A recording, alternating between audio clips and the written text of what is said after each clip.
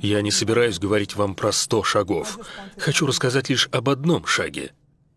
Когда вы его сделаете, приходите, пообедаем вместе, и я скажу вам о втором шаге. Но сейчас давайте подумаем о чем? О первом шаге. Когда посланник, саллаллаху алейхи вассалям, становится посланником, в каком возрасте? В 40 лет. В 40 лет он начинает призывать к исламу, делать даават. А жил ли он в Мекке до этого? Да. Люди знали его до этого. Как они его называли? Они давали ему хорошие прозвища. Какие? Ас-Садак – честный, Аль-Амин – надежный. Говорил ли он с ними об исламе до своего 40-летия? Нет. Он вел с ними торговые дела, жил среди них, был обычным соседом, дружил, ел с ними, общался каждый день, помогал им, занимался благотворительностью. Все это он делал вместе с ними. До 40 лет о нем знали лишь то, что это честный, заслуживающий доверия человек. На вопрос, кто самый ответственный человек во всем городе, ответ был Мухаммад. Они еще не называли его посланником Аллаха, саллаллаху алейхи вассалям. Так вот, это и есть шаг номер один. Первый шаг каждого из нас, как представителя уммы, мы обязаны показывать собой всему миру нрав посланника Аллаха, саллаллаху алейхи вассалям, а именно честность и надежность. Чтобы, когда они думали о мусульманах, то представляли кого-то честного. Когда говорили «мусульманин», то имели в виду человека, на которого можно положиться. На сегодняшний день все настолько плохо, что мы даже друг другу не можем доверять, не можем положиться друг на друга. Мы лжем, мы обманываем. Мы лжем в бизнесе, обманываем в семье, в делах наследования. Мы жульничаем на работе, мухлюем с налогами. Мы лжем и мошенничаем при каждом удобном случае. Вот парень, продавец в магазине, говорит покупательнице: «Ай, красавица, только для тебя, эксклюзивное предложение.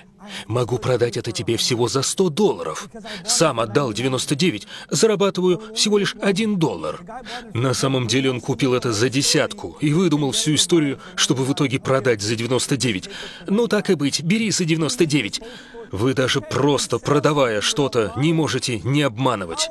Как мы можем предстать всему миру честными и надежными, когда мы даже друг с другом не бываем такими? Даже сами себя такими не считаем. Или вот вы приезжаете в какую-нибудь мусульманскую страну и ловите такси. Если таксист узнает, что вы американец, цена взлетает втрое. Почему? Это что, честно? Это, по-вашему, справедливо? Или вы идете в автосервис. Механик мусульманин, машалла, мусульманин. Вы говорите, мне нужно сменить масло. Он открывает капот, изучает двигатель и говорит: да тут и коробку передач менять нужно. Я не сильно разбираюсь в машинах, а он разбирается.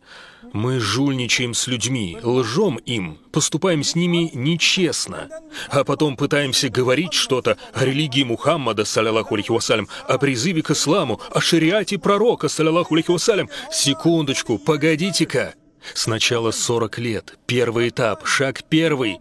Сейчас никто не считает нас честными, никто не воспринимает нас как заслуживающих доверия. Вот приоритетное направление для призыва людей. Нужно самим измениться так, чтобы еще до того, как вы откроете свой рот, они уже любили вас, уже доверяли вам и говорили о вас. Этот человек никогда не солжет, на него можно положиться больше, чем на кого-либо.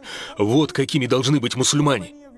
В стране, где мы живем, в Америке, среди ваших коллег много индусов, христиан, буддистов, кто-то даже атеист или агностик, и все, что им известно об исламе, не из Корана. Они не знают Коран. Все, что они знают об исламе, это вы. Вы и есть ислам для них. Вы являетесь для них представителями пророка, саллаллаху алейхи вассалям. Поэтому, когда вы говорите своим коллегам: «Буду через 5 минут», я знаю, что зачастую 5 минут у нас означает «ну, когда-нибудь сегодня». Вот наглядный пример. Когда вы утром еще не вышли из дома, вам звонят: «Где вы?» А вы говорите: «Я уже в пути». Но вы ни в каком не в пути, вы даже еще зубы не почистили. А вам еще добираться из пригорода, вам еще ехать 3 часа. Вы где? Уже подъезжаете? Да-да, в 10 минутах. 3 часа, а вы не на вертолете, вы на машине. Будьте честными, даже в мелочах.